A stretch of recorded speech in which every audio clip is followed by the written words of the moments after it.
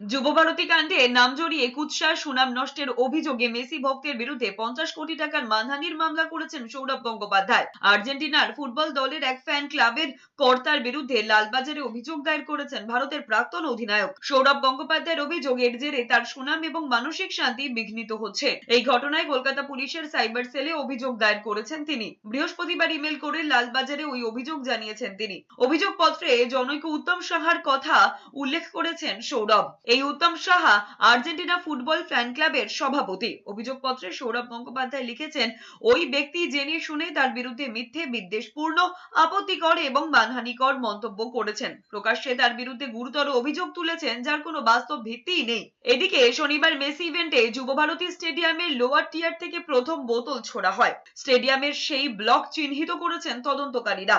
যুবভারতীর সমস্ত সিসি ক্যামেরার ফুটেজ বাজেয়াপ্ত করেছে সিট। কতজনের কাছে গ্রাউন্ড অ্যাক্সেস কার্ড ছিল, কারা দিয়েছিলেন, যুবভারতী কাণ্ডের তদন্তে সব দিক খতিয়ে দেখছে পুলিশ।